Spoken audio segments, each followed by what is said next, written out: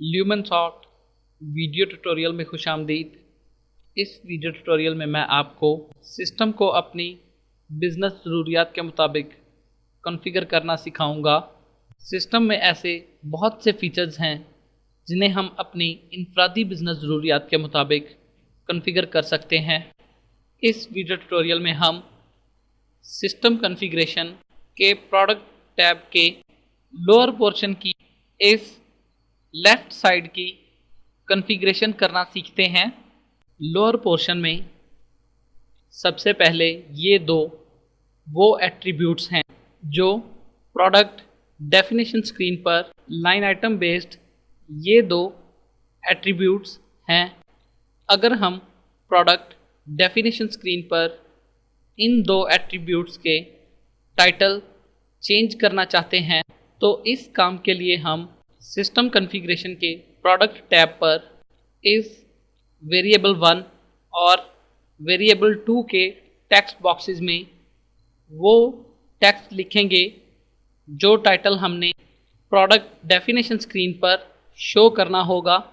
तो system configuration के product tab पर इन वेरिएबल्स के टेक्स्ट चेंज करने से प्रोडक्ट डेफिनेशन स्क्रीन पर इन एट्रीब्यूट्स के टाइटल्स चेंज हो जाएंगे।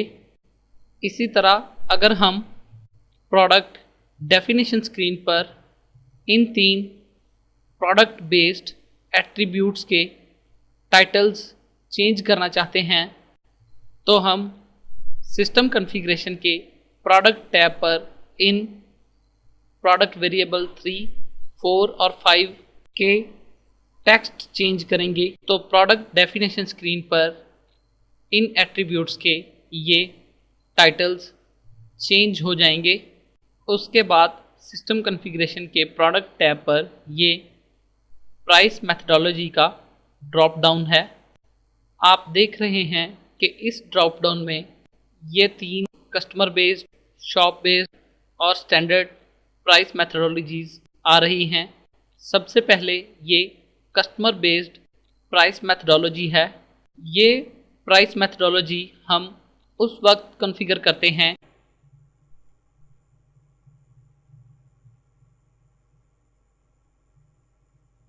जब हमने ख़ास कस्टमर्स ग्रुप ख़ास प्राइसेस डिफ़ाइन की होती हैं और हम उन प्राइसेस को कस्टमर्स के उस स्पेशल ग्रुप्स के लिए अप्लाई करना चाहते हैं।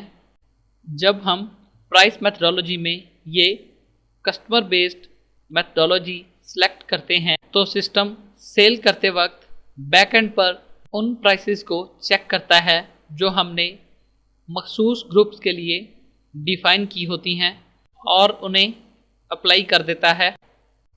मिसाल के तौर पर हमने कस्टमर्स टाइप बेस्ड प्राइसेस में कस्टमर्स की इन टाइप्स के लिए इस प्रोडक्ट पर ये प्राइस सेट की हुई है।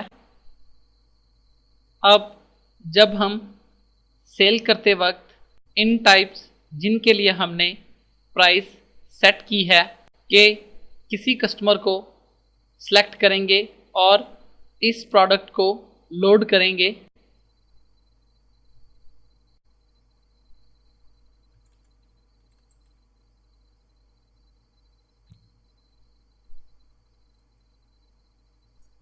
तो सिस्टम इस प्रोडक्ट की वो वाली प्राइस पिक करेगा जो हमने इस कस्टमर टाइप के लिए सेट की थी। और जब हम इस प्रोडक्ट के अलावा कोई दूसरी प्रोडक्ट सेलेक्ट करेंगे तो सिस्टम उस प्रोडक्ट की एक्चुअल प्राइस ही पिक करेगा, क्योंकि हमने इस प्रोडक्ट पर कोई कस्टमर्स डिस्काउंट प्राइस सेट नहीं की हुई है। और दूसरे सिनेरियो में अगर हम यही प्रोडक्ट जिस पर हमने customers type based price set की हुई है को किसी दूसरी टाइप जिस पर स्पेशल प्राइस सेट नहीं की हुई है या किसी वॉकिंग कस्टमर के लिए लोड करेंगे तो सिस्टम उस प्रोडक्ट की डिफ़ॉल्ट प्राइस ही पिक करेगा। उसके बाद ये शॉप बेस्ड प्राइस मेथडोलॉजी है। जैसे हम कस्टमर बेस्ड प्राइस मेथडोलॉजी में स्पेशल कस्टमर्स के लिए स्पेशल प्राइसेस सेट करके अप्लाई करते हैं, उसी तरह शॉप बेस्ड प्राइस मेथडोलॉजी में चेन ऑफ स्टोर्स की सूरत में स्पेशल शॉप्स के लिए स्पेशल प्राइसेस सेट करके अप्लाई करते हैं। उसके बाद ये स्टैंडर्ड प्राइस मेथडोलॉजी है। जैसा कि इस मेथड के नाम से वाज़ह है, इस मेथडोलॉजी में हम वो प्राइसेस जो हमने प्रोडक्ट्स डिफ़ाइन करते वक्त एंटर की होती हैं वो इस्तेमाल करते हैं। जब हम इस प्राइस मेथडोलॉजी में ये स्टैंडर्ड सेलेक्ट करते हैं तो सिस्टम वही स्टैंडर्ड प्राइसेस ही पिक करता है जो हमने प्रोडक्ट्स डिफ़ाइन करते वक्त एंटर की होती हैं, चाहे हमने कस्टमर टाइप बेस्ड या शॉप बेस्ड प्राइसेस सेट की भी हों। उसके बाद ये असेंबली सप्लायर का फीचर है। सिस्टम के प्रोडक्ट असेंबलिंग फीचर के मुताबिक जब हम कुछ बेसिक प्रोडक्ट्स को असेंबल करके एक नई प्रोडक्ट बनाते हैं तो सिस्टम इन प्रोडक्ट्स की इन्वेंट्री मैनेज करने के लिए ऑटोमेटिक असेंबलिंग जीआरएन क्रिएट करता है। सिस्टम को ऑटोमेटिक जीआरएन क्रिएट करने के लिए एक सप्लायर की ज़रूरत होती है जिसके रेफरेंस से सिस्टम जीआरएन को सेव कर सके। तो इसके लिए हम सिस्टम कॉन्फ़िगरेशन के प्रोडक्ट टैब पर इस असेंबली सप्लायर के ड्रॉप डाउन में कोई सप्लायर सेलेक्ट करते हैं। उसके बाद सिस्टम प्रोडक्ट्स असेंबल और डिसमेंटल करते वक्त जो जीआरएन क्रिएट करता है उसे उस सप्लायर के रेफरेंस से सेव करता है जो हमने सिस्टम कॉन्फ़िगरेशन के प्रोडक्ट टैब पर इस असेंबली सप्लायर के ड्रॉप डाउन में सेट किया होता है। उसके बाद ये वेटेड बारकोड पैटर्न कॉन्फ़िगरेशन है। वेटेड बारकोड पैटर्न हम उन बारकोड्स को रीड करने के लिए सेट करते हैं जो कि स्टैंडर्ड बारकोड्स नहीं होते बल्कि वेइंग मशीन से प्रिंट हुए होते हैं। सिस्टम जब उन बारकोड्स को रीड करता है तो इस सेट किए हुए पैटर्न के मुताबिक रीड करता है। इस पैटर्न में हम सबसे पहले बारकोड की टोटल लेंथ डिफ़ाइन करते हैं कि टोटल बारकोड कितने डिजिट्स का होगा। उसके बाद हम ये बताते हैं कि 1 से 7 डिजिट तक प्रोडक्ट कोड होगा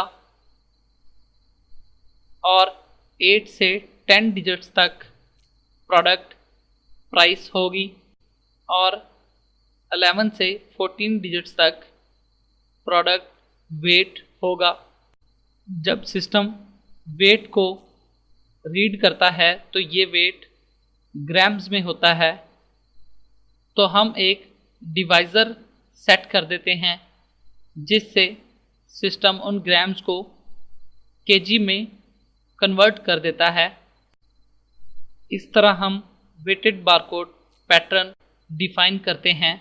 उसके बाद ये customer order stock keeping unit की कॉन्फ़िगरेशन है। जिस तरह हम एक असेंबली सप्लायर कॉन्फ़िगर करते हैं और फिर हर असेंबल होने वाली प्रोडक्ट इस सप्लायर के काउंट में जाती है, उसी तरह हम एक प्रोडक्ट को यहाँ customer order stock keeping unit में सेट कर देते हैं। अब जब हम कोई कस्टमर ऑर्डर की इनवाइस बनाएंगे तो सिस्टम इस प्रोडक्ट की सेल एंड रिटर्न पे एक ऑटोमेटिक सेल इनवाइस क्रिएट करेगा। वो सेल इनवाइस ऑटोमेटिकली इस प्रोडक्ट के अकाउंट में सेव हो जाएगी जो हमने सिस्टम कॉन्फ़िगरेशन के प्रोडक्ट टैब पर इस customer order stock keeping unit में सेट की हुई है। और बिल्कुल इसी तरह ही ये customer alteration stock keeping unit configuration है। हम इस customer alteration stock keeping unit में भी एक प्रोडक्ट सेट कर देते हैं। तो अब जब हम कोई कस्टमर ऑल्ट्रेशन की इनवाइस बनाएंगे तो सिस्टम सेल एंड रिटर्न पर एक ऑटोमेटिक सेल इनवाइस क्रिएट करेगा। और इस सेल इनवाइस को सिस्टम ऑटोमेटिकली उस प्रोडक्ट के रेफरेंस से सेव कर देगा जो हमने सिस्टम कॉन्फ़िगरेशन के प्रोडक्ट टैब पर इस customer alteration stock keeping unit में सेट की हुई है। इस वीडियो ट्यूटोरियल में आपको सिस्टम कॉन्फ़िगरेशन के प्रोडक्ट टैब के लोअर पोर्शन की इस लेफ़्ट साइड की कॉन्फ़िगरेशन करना सिखाया गया। मज़ीद इन्फॉर्मेशन के लिए आप दूसरी वीडियोज़ को रेफ़र कर सकते हैं। आपकी तवज्जो का शुक्रिया।